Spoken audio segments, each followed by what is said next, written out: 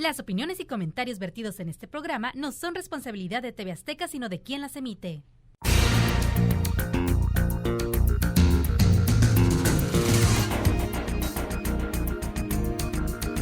La otra pandemia. En el medio de este torbellino lúgubre que sembró el COVID-19 en todo el mundo, dejando miles de vidas perdidas y otras en la incertidumbre total, más la economía lastimada, hasta el grado de recesión económica permanente en el planeta, nos encontramos que hay que luchar contra otro flagelo horroroso, que es la violencia familiar, desatada en estos meses como consecuencia del encierro obligado de las familias. Parece ser que este confinamiento hizo brotar con más fuerzas los malos instintos y dejó al descubierto la fragilidad con que algunas parejas llevan sus vidas.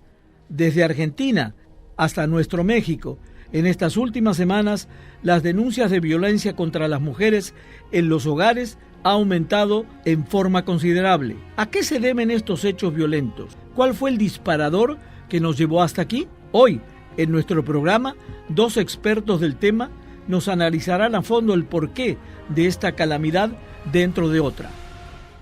Buenas noches y bienvenidos a un nuevo programa donde pondremos sobre la mesa un tema de interés.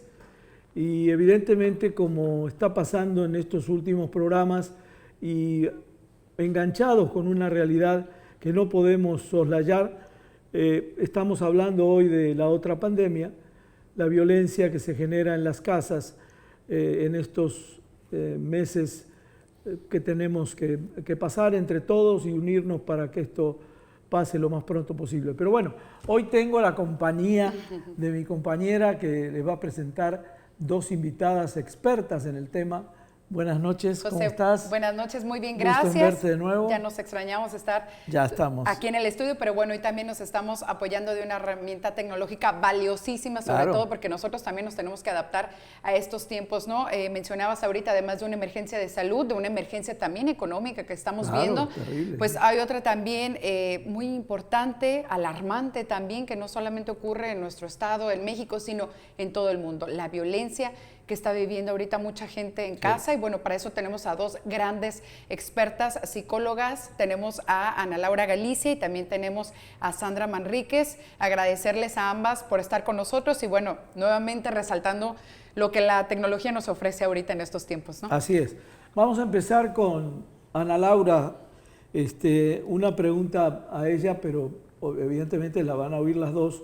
Las dos pueden participar en el momento que sea oportuno o que nos deje esta tecnología.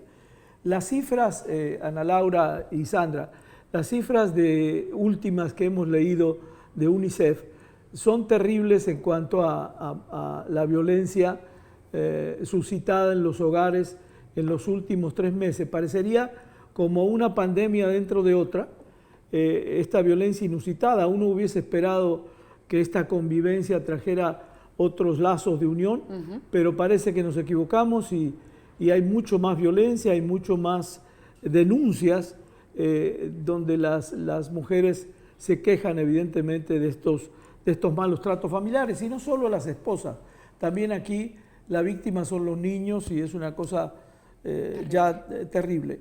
Quédate en casa, que ha funcionado en otros aspectos, parece ser que en este rubro ha fallado. Te quiero preguntar, Ana Laura, ¿hay alguna razón de peso para que haya ocurrido todo esto en estos meses de confinamiento? Sí, claro. Hay varias razones que podemos resaltar muy evidentes.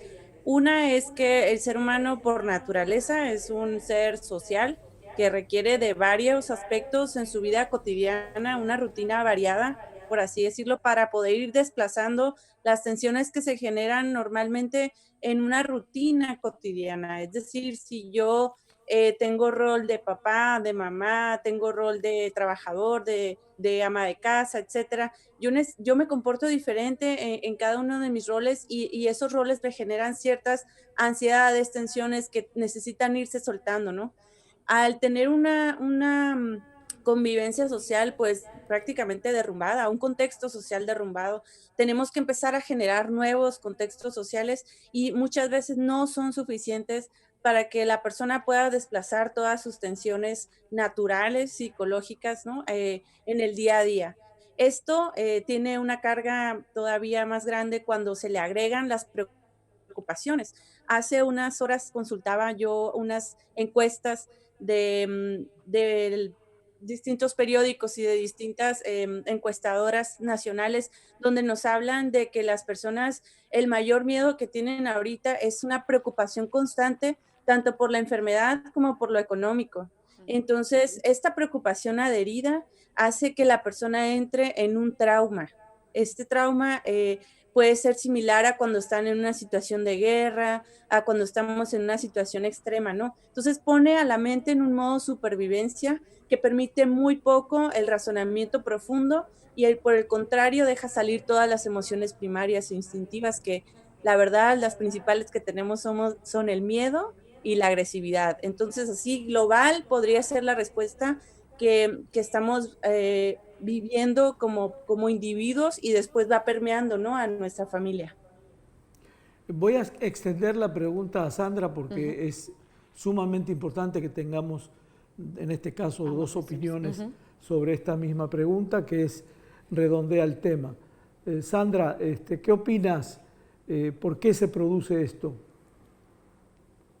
Como dice Ana Laura, pues el ser humano es importante esta parte social, ¿no? Es parte de su desarrollo humano y creo que una de las cosas que influyeron mucho para el aumento de la violencia fue que no estábamos preparados, fue una cosa imprevista, entramos en la cuarentena, en los cuidados, en el aislamiento, no hubo una educación, no fue paulatino, o sea, fue de repente.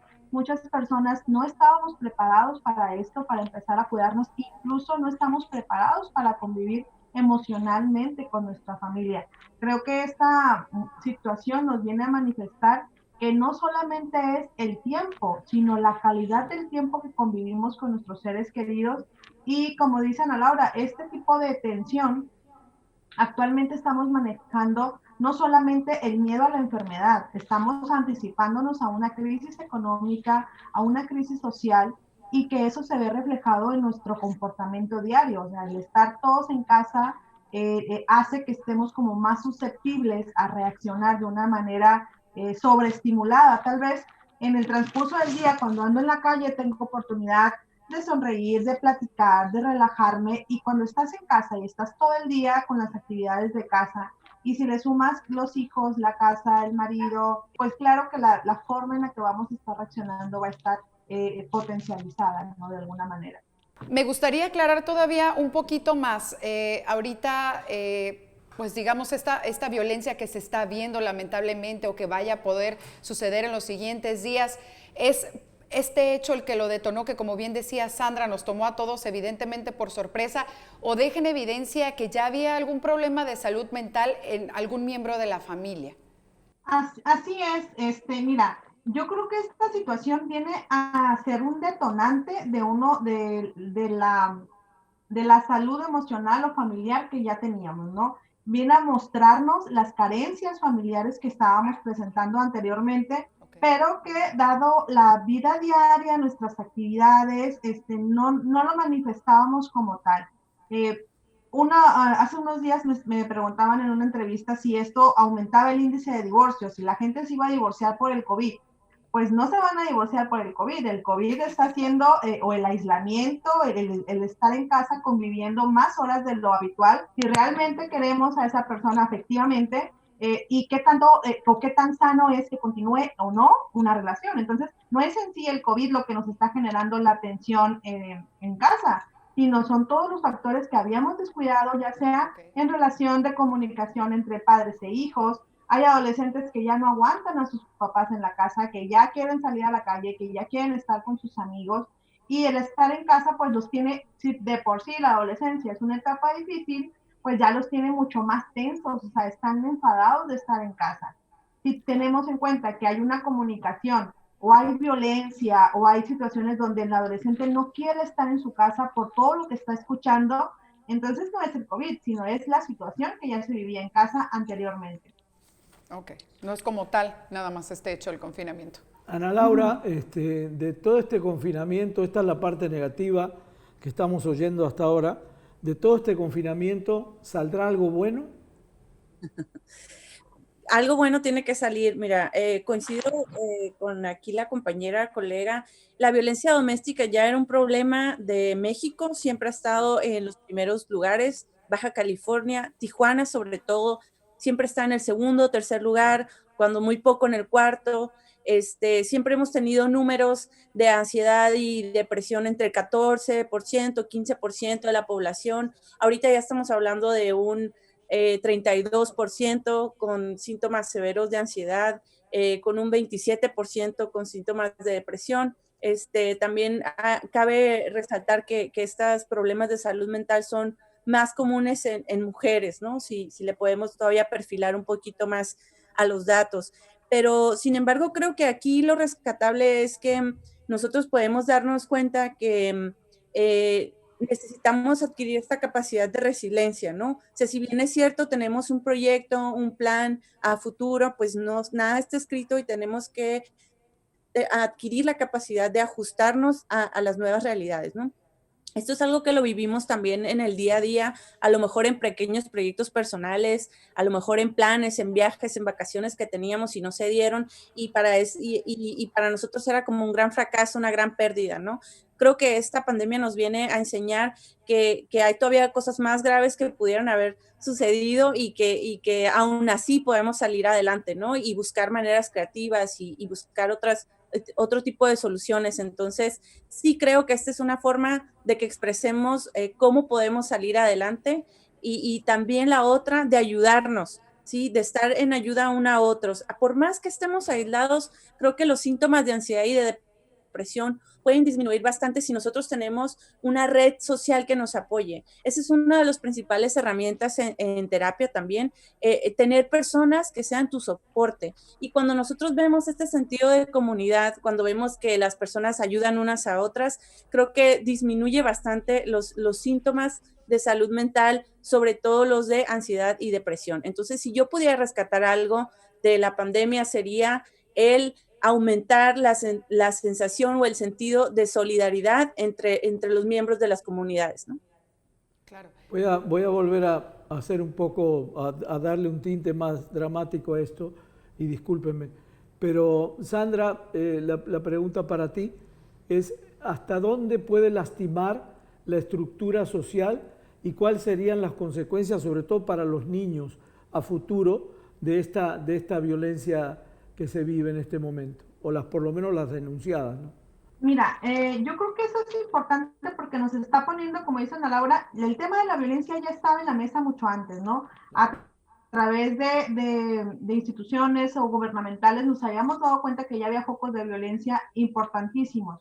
Algo que creo que podemos rescatar de esta situación de la contingencia es, como dices, el ser humano se crece entre las adversidades. Esta parte de la resiliencia lo hemos visto ante situaciones de crisis, no sismos, inundaciones, huracanes, todos estos eventos que de alguna manera son traumáticos, que son impactantes. Ahorita con el tema del confinamiento, creo que en la educación, en la parte emocional, nos está ayudando, o el impacto que pueda tener es que poner como esta atención, digámoslo así, a la salud mental, que antes estaba muy postergada, que antes siempre era como la parte médica, la parte social, y la salud mental es como hasta el último, ¿no? Y aquí nos estamos dando cuenta de lo importante que es el contacto emocional con nuestros hijos. Ahorita que mencionas cuál es el impacto que puede tener, pues lo veíamos, primeramente estábamos con el tema de la educación, si regresaban a clases, si no regresaban, la convivencia que para los niños es necesario tener entre sus iguales para poder tener un buen desarrollo emocional, la identificación, toda esta parte psicológica, parte del desarrollo de los niños. ¿Qué impacto puede tener?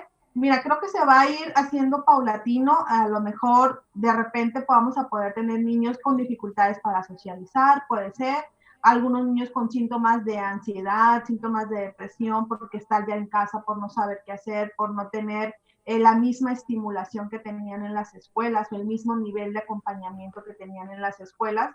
pero creo que con trabajo y con esfuerzo y retomando, a la medida que vayamos retomando nuestras actividades cotidianas en la medida de lo posible, se van a ir mejorando muchísimas cosas y no va a ser, o se va a reducir este daño colateral del confinamiento. Ana Laura, ¿qué hechos o qué palabras ya podrían considerarse como que es violencia intrafamiliar? Porque quizá ahorita algunos jóvenes que nos puedan estar viendo y que siempre han pensado nada más que tienen unos padres muy autoritarios, que son muy estrictos, o igual hay mujeres que piensan es que mi pareja es así, se comporta así porque me quiere. Me gustaría que definiéramos un poquito más y aclaráramos qué tipo de pues, situaciones son las que ya podrían ser calificadas como violencia y que para que puedan darle pues a lo mejor una solución a esto, salir de todo esto, que no queden ahí inmersos aunque se levante el confinamiento y ellos se sigan sintiendo presos en casa. Fíjate, Carla, este tema se me hace a mí bastante paradójico, ¿no? Que de pronto a veces tengamos que explicar qué es violencia y tienes mucha razón, lo tenemos que estar haciendo constantemente porque está tan normalizado en nuestra sociedad, en nuestras relaciones de noviazgo, que pensamos que muchas cosas son hasta románticas, ¿no? Empezamos a romantizar algunas conductas como de celos, como de control, como del acotamiento de las relaciones sociales, cuando no me deja cuando no quiere que salga, cuando no le gusta cómo me visto y prefiere que me ponga otra ropa, cuando mis papás constantemente me están insultando, me están maltratando, no hay muestras de afecto. Su principal método de disciplina es el castigo, ¿no? No hay una disciplina positiva. Cuando no tengo privacidad, cuando no tengo un lugar donde yo pueda mantener mi privacidad, ¿no? Cambiarme, dormir de manera privada. Son varias cosas que están muy, muy normalizadas y que a veces tienden a criminalizarse también por cuestiones de pobreza, ¿no? Si yo no tengo un cuarto para cada uno de mis hijos porque no tengo la posibilidad económica, de pronto también ahí es un dilema, ¿no?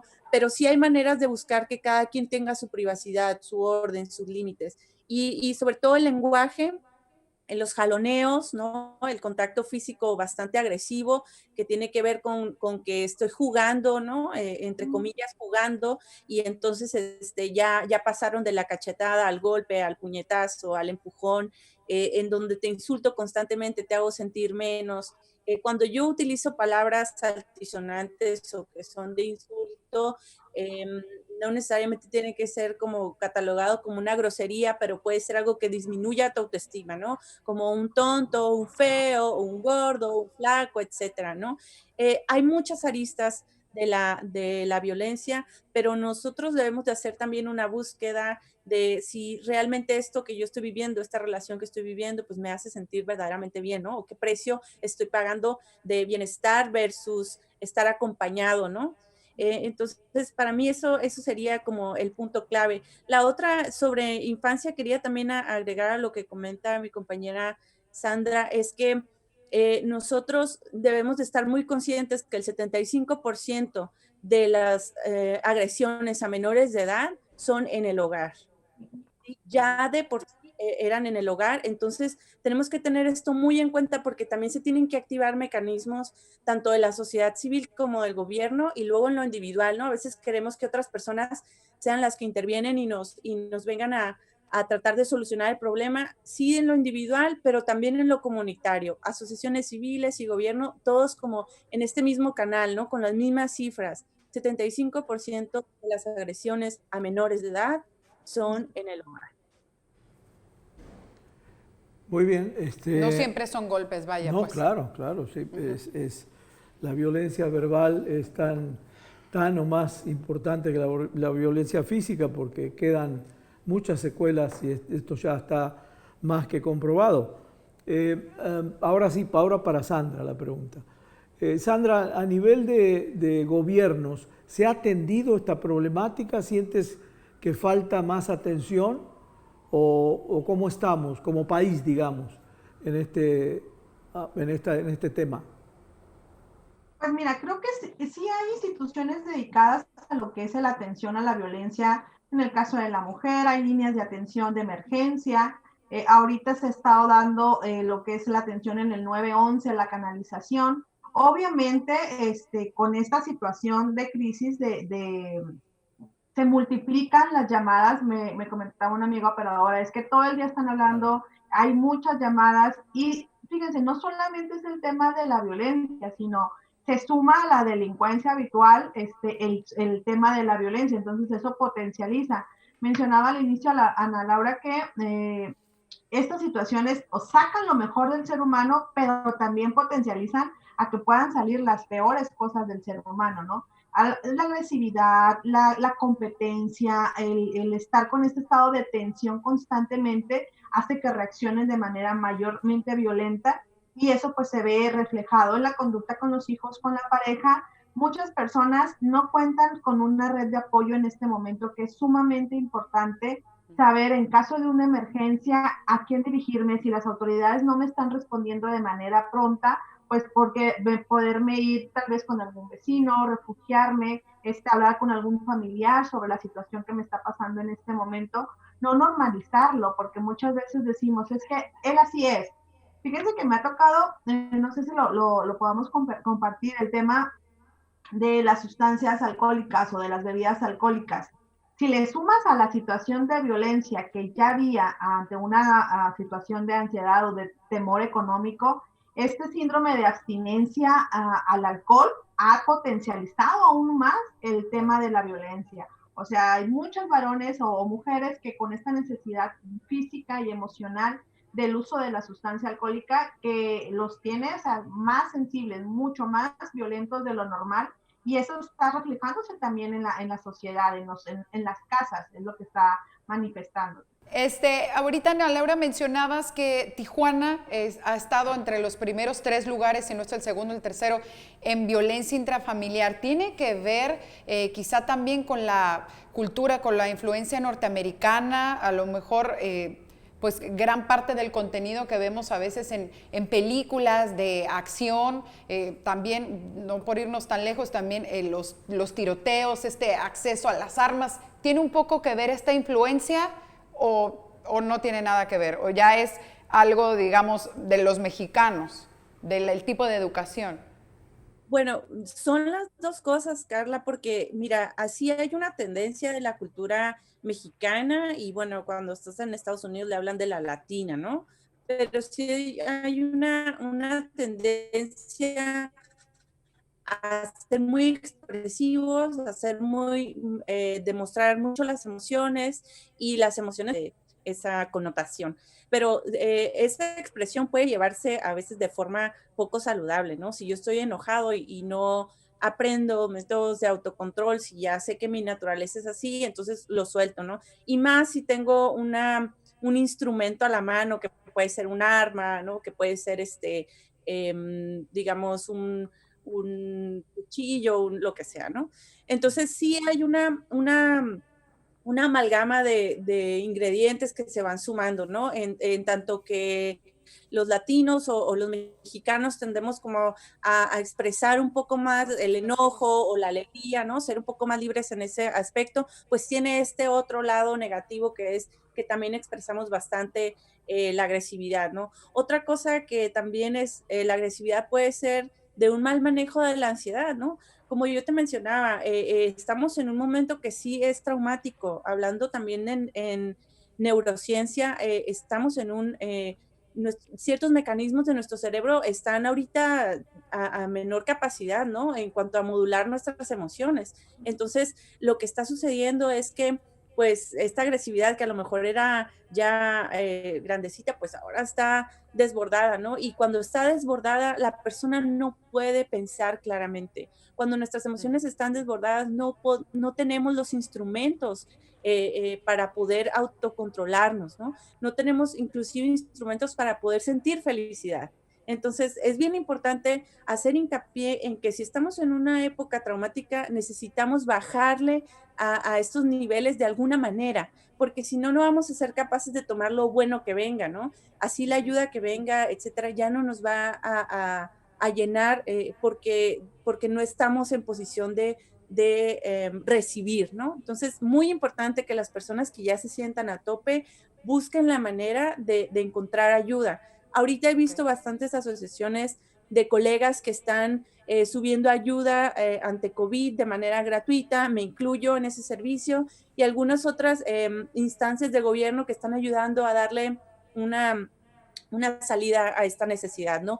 Creo que la influencia con el país vecino en este momento es más que nada, tiene que ver con que Estados Unidos tiene una situación también bastante grave. Entonces, cuando nosotros queremos ver la luz al final del túnel y pensar que ya vienen los planes post pandemia, ¿no? De pronto nos damos cuenta que todavía se está alargando un poco más, y creo que esto le agrega bastante a los síntomas de ansiedad y depresión. Y como comentaban, o sea, sí es muy importante tener en cuenta que todos estos aspectos mentales son tan graves que nos pueden llevar a la muerte, ¿no? Un suicidio en el peor de los casos, o entre riñas, etcétera. Entonces, hay que mantener estos termómetros muy bien calibrados. Claro. ¿Hay suficiente información, Ana Laura? Es decir, todo lo que estás hablando se me hace más que lógico, y hasta me calma oír eso. ¿La gente tiene esa información a la mano? Es decir, por ejemplo, que un abogado te puede asistir sin cobrarte, y si no es el gobierno, o un psicólogo te puede asistir, porque hay muchísima gente en esta posición de violencia que no tiene medios. Es lo terrible. Aquí se junta todo, aquí se vuelve todo multifactorial, porque aparte de la escasez de trabajo, de la pandemia, de la concentración en casa, ahí, esto ya se volvió un conjunto de factores que está haciendo la cosa mucho más difícil de llevar. Por eso mi pregunta, si hay suficiente información en los medios de lo que acabas de decir, Ana Laura. Pues aprovecho la ocasión, creo que esta es una de las razones por las cuales es conveniente estar en los medios de comunicación como expertos de salud mental, para poder que vaya permeando por todos lados, ¿no? Poco a poco la información. Creo que páginas de Facebook, algunas instancias de gobierno municipales que tienen más contacto, ¿no? Están más cercanos con los profesionistas de la localidad, como podrían ser el SINPINA, que es el Sistema para la Protección de los Niños, Niñas y Adolescentes del municipio. Ellos tienen por ahí también un directorio. DIF municipal tiene un directorio. Inclusive las personas, es importante que sepan, si ustedes no pueden pagar el servicio de psicología o de psicoterapia, o lo que se le llama apoyo psicosocial, que es esta atención en crisis, se puede solicitar de manera gratuita a cualquier profesionista. Eso está en el código ético del psicólogo. Y una atención psicosocial no dura más de 20 minutos. Una atención en crisis es algo breve, que le permite a la persona abrirse, desdoblarse un poco para que pueda recibir algo, ¿no? Entonces, creo que esto es muy importante, si ustedes están en la posición, pues de hacerlo, de socializarlo, ¿no? Y de hacerlo público, para que las demás personas también, si no tienen los medios, pues agarren el valor y díganle a su psicólogo que van a hacer uso de su código ético. Claro, qué bueno que haces hincapié en esto. Es momento de hacer una breve pausa comercial, pero los invitamos a que se queden con nosotros. Seguimos hablando de la importancia de la salud mental, y pues que lamentablemente la violencia intrafamiliar se ha aumentado no solamente en nuestra ciudad, en nuestro estado, sino en todo México y el mundo. Volvemos en breve aquí sobre la mesa. Quédese con nosotros.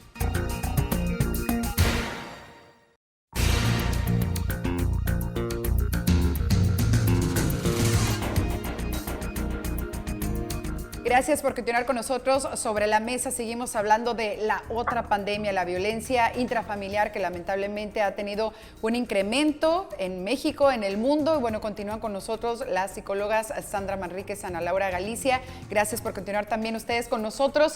Sandra, la semana pasada hubo una polémica declaración que la mayoría de las llamadas de violencia intrafamiliar, pues diciendo que eran falsas, minimizando un poquito. Yo te quiero preguntar a ti si realmente ustedes han visto un repunte en este número de llamadas, porque igual mucha gente está sufriendo violencia, pero no siempre pide ayuda, no siempre lo denuncia. ¿Realmente sí está incrementando, o también hay mucha gente que lo puede tomar esto un poco a la ligera, un poco a broma, porque quizá pues ya no soporta al marido y entonces a lo mejor se va a deshacer de él haciendo una llamada, Generó haciendo controversia. una acusación falsa. Sí. ¿Qué opinas sobre esto, Sandra? Mira, yo considero que sí hay un aumento real de las llamadas de auxilio, las llamadas de intervención de los oficiales en los casos relacionados a temas de violencia. Y esta cuestión de que es falsa o que habla solamente como para la parte no sé, de chantajear o de afectar a otra persona, creo que cuando la mujer toma la decisión ya de hablar al 911 es porque realmente siente que la situación se está saliendo de control, se siente en peligro, y en este caso ahorita que los hijos están en casa, pues yo creo que esta sensación de vulnerabilidad de las mujeres, pues es mayor, ¿no? Aumenta, porque ya no solamente me puede violentar a mí, a lo mejor lo hacía cuando no estaban los niños o cuando no estaba mi familia, y ahorita ya en casa, pues al estar todos, pues esta parte que intervienen los hijos, que una discusión muy sencilla se potencializa y termina en situaciones de violencia, no solamente emocional, sino ya una violencia física, y eso puede verse inmiscuido por todos los miembros de la familia. Yo creo que el aumento de las llamadas sí tienen mucho que ver con el confinamiento, porque muchas personas no estaban acostumbradas a pasar tanto tiempo de convivencia. Y si tomas en cuenta el factor económico, o sea, si el hombre acostumbraba a ser el proveedor o la mujer acostumbraba a solicitarle la economía al varón, en esta parte de la atención de no hay recursos, ¿qué vamos a hacer? La incertidumbre, pues potencializa todas nuestras reacciones. Yo considero que sí hay un aumento real en las llamadas de violencia, porque yo lo he visto en redes sociales. En mi perfil está el prefijo psic de psicóloga, y muchas personas, o sea, así como dicen ahora, sin conocerte ni nada, ni son tus pacientes habituales, y de repente te mandan un mensajito de, oye, usted es psicóloga, me puede escuchar y me puede atender, y obviamente pues se atiende, se da esta primera atención, y creo que sí ha habido un aumento, ¿no? La gente necesita hablarlo, necesita canalizar estas situaciones que están viviendo, que al final de cuentas también están enfrentando un duelo, que eso es un tema que también tenemos que, creo que considero súper importante el duelo en esta época del COVID, el duelo en la época de contingencia, porque no sabemos manejar nuestras emociones, y el dolor, la ira, la angustia, todas las emociones, no sabemos cómo manejarlas, y eso va detonando en la forma en la que nos comportamos en casa. Claro. Ana Laura, tengo una pregunta para ti. Me quiero anticipar de que es obvio que no hay receta para esto, y no todos los casos son iguales, pero se podría tomar una serie de medidas en la familia para prever un poco que con este encierro no se genere una explosión violenta en la casa. A lo mejor es inocente la pregunta, pero me gustaría el punto de vista tuyo. Pues yo creo que mi respuesta también va a ser inocente. En este caso creo que la solución es lo más sencillo, ¿no? Y a veces esta sencillez hace que se vuelva más complicado, porque de pronto los elementos más pequeños se nos salen de las manos, ¿no? Claro. Pero la recomendación de la sana convivencia creo que es algo muy importante. Por lo menos 5 puntos de sana convivencia, que serían el no insultar, ¿no? El dar intimidad a las personas, ¿no? Darles su espacio de intimidad. También sería el demostrar el afecto de manera activa, ¿no? Continua. Es decir, yo puedo querer mucho a mis hijos, puedo querer mucho a mi pareja, pero no se lo demuestro. También sería este momento en el que yo tengo tantas tareas acumuladas del hogar, ¿no? De la cotidianidad, de estar todos juntos en un mismo lugar, haces una pequeña comida y pues parece que fue la cena de Navidad, platos sucios, etcétera. Entonces hay que dividir las tareas de manera justa para que todos sientan que están colaborando, ¿no? Que la limpieza, que la convivencia en un espacio limpio y adecuado no sea un castigo, no te voy a castigar a que laves los platos, a que barras, a que trapees, sino todos como un equipo vamos a mantener nuestra casa en buenas condiciones, ¿no? Eso es muy importante, dar el espacio a cada quien, dar el afecto, no decirnos con groserías, no maltratarnos entre nosotros. Creo que esos pequeños puntos son muy, muy importantes. Cuando ya no podemos mantener esos pequeños puntos, cuando nuestra sanidad mental no nos está dando para eso, entonces buscar ayuda. Las llamadas que aumentan en cuanto a violencia, sobre todo hacia la mujer, porque hay que ser muy enfáticos en que sí hay un perfil, ¿no? De violencia intrafamiliar y la mayoría es hacia la mujer. Entonces, estas llamadas son un indicador de que las personas ya están dispuestas a pedir ayuda, ¿no? Muchas veces podía pasar la violencia y nadie hablaba, nadie decía nada, y creo que ahora es importante porque a veces hasta los vecinos, ¿no? O sea, a lo mejor la violencia no me está pasando a mí, pero le está pasando a mi vecino, entonces yo tengo que hacer algo. Para mí, los puntos de sana convivencia creo que deben de ser una estrategia nacional en donde empecemos a normalizar lo que es convivir sanamente y entonces si algo está fuera de ese rango, identificarlo como algo patológico, algo que nos potencia el daño. Entonces, a lo mejor también mi respuesta es algo sencilla, pero creo que es lo que más nos va a funcionar, ¿no? No podemos instrumentar cosas complicadas en una cotidianidad tan difícil, ¿no? Agregaría más ansiedad, pues, a la situación. Claro. Ana Laura, me gustaría retomar esto último que mencionabas de que a veces no son las propias víctimas quienes denuncian o piden la ayuda, sino a veces son los vecinos, pero yo también de repente me he encontrado en redes sociales con gente que simplemente denuncia de esta manera a través de redes que algo está ocurriendo cerca de ellos, pero también se ha perdido como, digamos, la buena vecindad o el que me preocupo por mi semejante y entonces no son capaces de levantar tampoco el teléfono para pedir ayuda porque temen igual a represalias. Entonces, si ustedes también pudieran decirnos algo para alentar a la gente que nos está viendo, que quizá por fortuna no me está pasando a mí, pero le puede pasar al de al lado. Entonces, ¿de qué manera yo también los puedo ayudar y de qué manera puedo, digamos, tomar las riendas en este sentido, que no me dé miedo y levantar el teléfono? Hay que recordar que un número de denuncia anónima, que no siempre se tiene que saber quién llama y de dónde llama. Si me dejas agregar algo ahí, yo por ejemplo soy de los que piensa que en los últimos 20 años se generó una conciencia social. Antes era mucho el no te metas y cerraban la puerta, lo que le estaba pasando al vecino. Yo he visto que hay mayor participación, no sé, a lo mejor aquí las profesionales nos pueden sacar de esa duda. Sáquenos de esa duda porque yo he visto lo contrario, pero claro. bueno, esperemos que sea algo positivo. Ustedes desde su punto de vista, como expertas en salud, Ana Laura, primero te hacía la pregunta a ti. Bueno, Carla, esta pregunta sí tiene varias aristas, ¿no? Creo que se trata de procurar un efecto dominó, es decir, a manera de que las autoridades también validen la cantidad de llamadas y el motivo de las llamadas, por qué se dieron, no necesariamente si se les dio seguimiento, sino que las personas ya se están animando a llamar. Creo que eso puede generar un efecto dominó en que entonces como comunidad podamos animarnos a hacer alguna denuncia. Muchas veces el desánimo viene por la falta de confianza en el seguimiento que se le puede dar a este tipo de denuncias que muchas veces sabemos terminan pues en algo meramente administrativo, ¿no? Sin embargo, creo que conforme más personas estén activando estos servicios, pues entonces genera una mayor demanda y obligamos a los distintos medios y a las distintas instancias a que activen mecanismos de respuesta. Es muy importante ver que sí es cierto, a veces denuncian en Facebook y lo que uno ve en las redes sociales o en el cotilleo normal es que se genera un conflicto, ¿no? El vecino se peleó con el otro vecino o la persona que no se conoce por Facebook se peleó con la otra persona por criticar una situación familiar de violencia de incorrecta.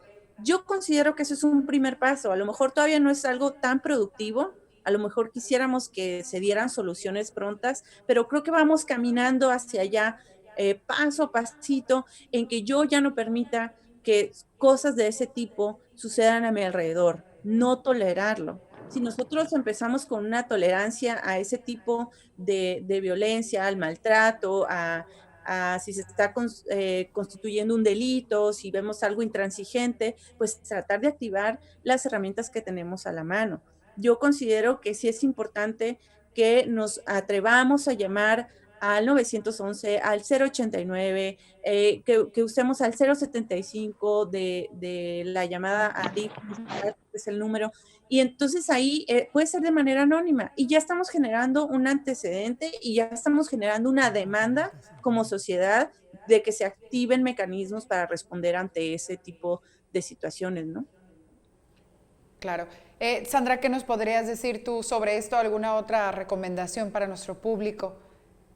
Sí, educarnos en la empatía. Creo que esta parte del ser empático con el otro, sobre todo en estas situaciones, es algo que tenemos que ir aprendiendo, fomentando, inculcando. Si vemos que algo está sucediendo cerca de nosotros y a lo mejor no tenemos el recurso o la forma en que nosotros directamente podamos intervenir o mejorar la situación, hay instancias, hay autoridades. Y yo creo que sí, esto ha ido aumentando, ¿no? Ya con la información de las denuncias anónimas, ya hay un mayor seguimiento, ya la gente está más receptiva a estas situaciones que están sucediendo y se atreve más a hablarlo. Incluso el miedo a ser juzgados muchas veces detenía o qué van a pensar los vecinos, qué van a decir si le hablo a la patrulla, qué va a decir si se sale o si me agrede afuera de la casa. Yo creo que ya estamos un pasito más allá de eso, donde puedo poner mi seguridad y la de mis hijos, la de mi familia, por encima del qué dirán. Y en esta parte de nuestra función como vecinos, esta parte de ser en las mujeres, ¿no? La sororidad, apoyarnos entre nosotras, no juzgarnos, no criticar. No, es muy fácil decir, es que ¿por qué lo aguanta? ¿O por qué se queda ahí? ¿Por qué criticar? O sea, desde la crítica no construimos nada. Yo creo que si desde la primaria o con nuestros hijos, pues no permitas el bullying, no permitas que algún compañerito lo lastimen. Si ves a un niño solo, acércate con él, pregúntale cómo está. En nuestro trabajo, oye, ¿cómo han estado? Yo creo que ahorita tenemos una súper ventaja, lo estamos viviendo en este momento justamente nosotros, lo que es la tecnología, el avance de los medios electrónicos, o sea, una videollamada, hacer el contacto visual con alguien más, hacer un mensaje de texto, hacer un número de emergencia familiar, es algo como, son estrategias que podemos ir implementando para que esto se controle de alguna forma, ¿no? Se minimicen los efectos de la violencia en esta época. Ana Laura, esta situación de esta explosión de violencia, bueno, o aumento más bien en los últimos meses, desnudan alguna fragilidad escondida de la familia o surgió más por esta misma situación, o como tú decías al comienzo, sí ya había problemas o ya hay problemas desde hace mucho y esto lo agudizó. Sí, hay factores que le llamamos psicobiológicos, ¿no? Una, por ejemplo, es que en verano aumentan las llamadas en violencia doméstica, ¿no? Cuando es temporada cálida, cuando hace calor, pues hay mucha más irritabilidad y más propensión a reaccionar de manera impulsiva. Y esto puede traducirse muchas veces pues en violencia, ¿no? Entonces, vamos a poner ese ingrediente por ahí también sobre la mesa, ¿no? Que ya empieza la temporada más cálida. Después está que históricamente nuestra convivencia es violenta, tenemos una alta tolerancia a las conductas violentas, inclusive las fomentamos entre nuestros pequeños, entre los niños, entre los adolescentes, nos causa gracia, ¿no? Tenemos este otro aspecto que es también la narcocultura, que nos ha venido a proporcionar como una normalización de conductas violentas también, ¿no? Del uso de estupefacientes, del consumo de drogas, de alcohol, como un medio para manejar la realidad, ¿no?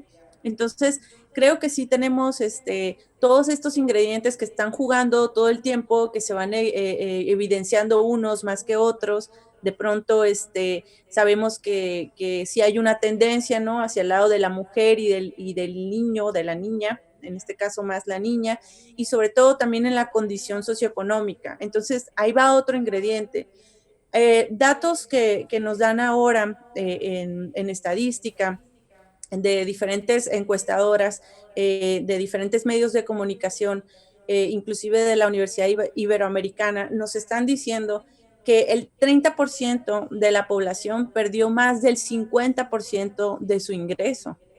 Entonces estamos hablando que el aspecto económico está pegando bastante como otro factor, ¿no? Para fomentar conductas impulsivas y conductas violentas ante la desesperación de la carencia alimentaria, ¿no? ¿Y quiénes son las personas que sufren mayor carencia alimentaria? Pues las personas que ya tenían problemas de pobreza, ¿no? Entonces estamos hablando que empezamos a ver cómo los sectores más vulnerables de nuestra población, pues ahora están totalmente decaídos, ¿no? Derrumbados en sus posibilidades para salir adelante, y no nos va a quedar más que como sociedad apoyarlos. Entonces hablamos de estos 3 elementos, ¿no? El aspecto biológico que ya comentamos, el aspecto psicológico que ya es una tendencia que aprendida culturalmente, y luego está el aspecto social en donde la carencia económica, que es una realidad, ya está medida al día de hoy, nos está proporcionando una base muy, muy débil y muy triste sobre la cual tenemos que construir algo. Entonces nos toca un esfuerzo titánico y de redoble, que sí se puede. Claro. Sandra, sin sonar clasista, digamos, retomando esto último que mencionaba ahorita Ana Laura, también se mencionaba hace unos minutos sobre los espacios reducidos en donde viven las familias que antes, pues por estudio, por trabajo, pues casi no convivían. ¿Hay una cierta relación entre el aumento de violencia en las familias de menores ingresos o esto no tiene nada que ver? Sí, sí tiene que ver, porque obviamente son factores que nos tienen más en contacto con el otro, ¿no? No es igual tener una residencia de 5 o 10 cuartos donde a lo mejor estás conviviendo ahí y no tienes el que rozarte con la persona, o a lo mejor no lo miras, cada quien tiene su turno en los alimentos, no hay un choque directo con la persona. A diferencia de una casa de interés social, donde para pasar del comedor a la cocina, pues tienes que toparte con las personas, o que estás en tu casa y estás escuchando los ruidos de la casa enseguida, la música, la televisión, o sea, son todos este tipo de cosas que nos van haciendo mucho más susceptibles, más sensibles a reaccionar de una manera fuera de lo normal. Acuérdense que estamos pasando por un periodo que es fuera de lo normal, fuera de lo que estábamos acostumbrados, y la forma en la que lo estamos resolviendo pues es irlo afrontando, pero muchas veces la situación no nos permite afrontarlo de una manera efectiva. Creo que sí tiene mucho que ver, por ahí había una frase en la red, sobre todo por el tema de la cuarentena y quiénes guardaban la cuarentena y quiénes no guardaban la cuarentena, sí. Y que si la gente salía era una irresponsable y que si te tenías que quedar en casa. Oye, pero también hay mucha gente que está con un ingreso diario, que hay trabajos que se tuvieron que cerrar y que no están percibiendo ese ingreso y que tienen que salir a la calle, o sea, que realmente es el salir a la calle es algo no de salir a pasear, sino una forma de supervivencia, ir a buscar trabajos, personas que se dedican a la construcción, hay obras paradas, personas que de repente están con un ingreso semanal para 3, 4, 5 hijos, y que no se puede, ¿no? O sea, no hay los suficientes recursos para cubrir ni siquiera las necesidades básicas de esta familia. Estamos hablando de cuestiones más allá como la renta, los servicios de luz, telefonía, lo demás. Ahora, alguna de las cosas que a mí me llegaban a comentar era sobre los servicios de internet, que muchas familias tenían que conectarse al internet o que se sentían de alguna forma presionadas a los servicios, a contratar internet, porque la educación se estaba realizando a través de plataformas de internet, ¿no? Entonces decía, es que mi hijo de la prepa, pues yo no tengo internet en casa, no era lo mismo que él se fuera a su clase, a su escuela, y yo pagarle de vez en cuando unas copias, a tener un gasto adicional que es contratar el internet para que esté en internet en casa, para que esté haciendo sus actividades de la escuela aquí, para que no se atrase, tener un espacio, el acceso a una computadora, o sea, son muchos factores que, claro que la cuestión económica o la clase social, sin denigrar ninguna situación, sí va a influir en cómo lo solucionamos, en cómo lo afrontamos. Claro, no es lo mismo quedarse en cuarentena con un refri lleno, con todos los servicios, o con una casa grande. O compartir una cama, claro. Exacto. Con otro hermano. Exacto. Claro. O que en otra casa pues sale uno para que entre el otro, ¿no? Claro.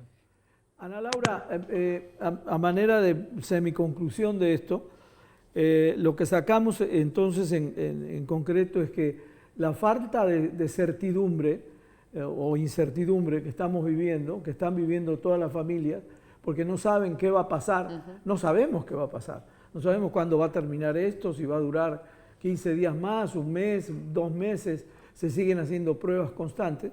Esto es concluimos que es un gran detonante entonces que contribuye todavía más a la violencia familiar. Sí, bueno, mi trabajo constante ha sido sobre la reeducación de los papás en la disciplina positiva, ¿no? Entonces creo que hace falta el cultivar herramientas que nos ayuden a convivir aún con aquellos aspectos que no nos parecen tan atractivos, tan adecuados, ¿no? O mi hijo no es tan obediente, etcétera. Todo este tipo de lenguaje, ¿no? Niño desobediente, niño malo, todo este tipo de estereotipos que empezamos a manejar en la educación, que ya realmente creo que pasan a estar un poquito caducos y aprender a otras maneras de convivir. Creo que esto es una forma de a fuerzas, ¿no? De apresurar una manera más sana de convivir en casa. Y tristemente parece que primero tiene que ir peor para poder mejorar.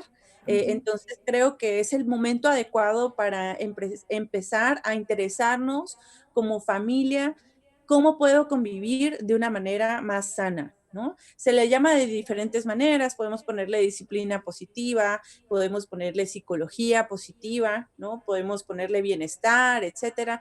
Pero lo interesante aquí es que nos interesemos nosotros, cada quien en lo individual, cómo convivir mejor, cómo autocontrolarme, ¿no? Y cómo darme chance también de sentirme mal.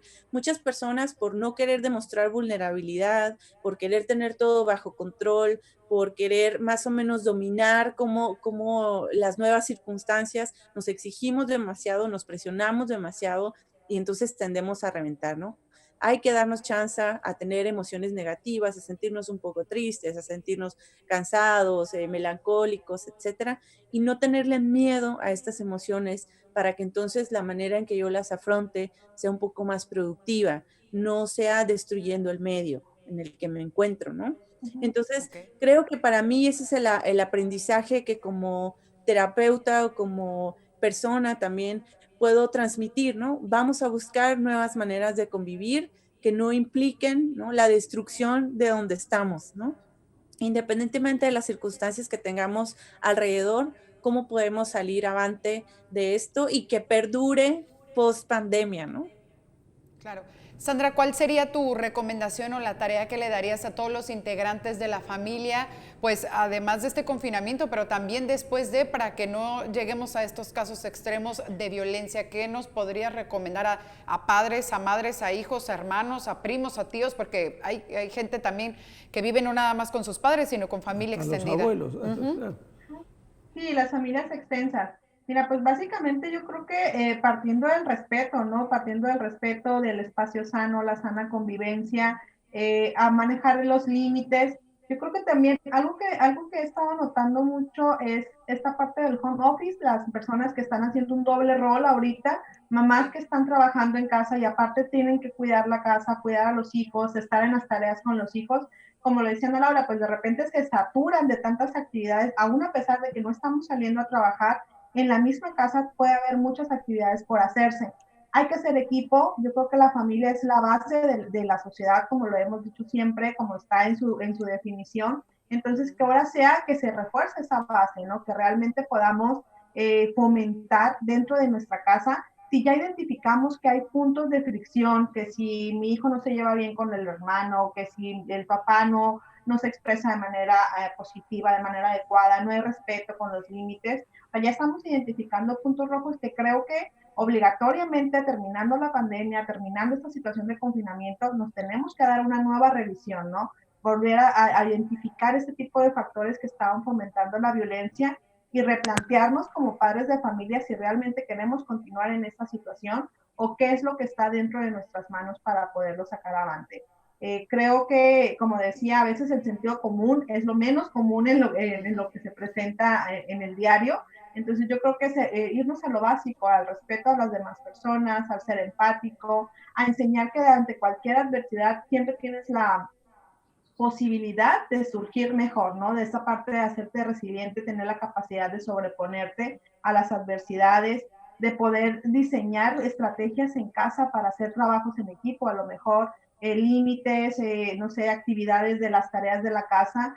Un día le toca a uno, un día le toca al otro, hacerlo divertido como papás. Pues también ahí vamos a entender un poquito la labor de los docentes en casa, en las instituciones educativas, pues ponernos un poquito en ese papel, ¿no? ¿Qué hace la maestra? ¿Cómo le hago más atractivo? Y que no la hora de tarea sea una tortura para el niño y que la mamá se estrese porque tiene que estarlo ayudando con cosas que no entiende muchas veces ni los mismos papás y que están saturados. Entonces, yo creo que si nos vamos como un tipo de recomendación, es poner una pausa, hacer una evaluación de la situación que estamos viviendo, qué es lo que podemos cambiar, qué es lo que realmente sí podemos cambiar, qué está en nuestras manos, simplemente mi comportamiento, cómo yo reacciono ante los otros.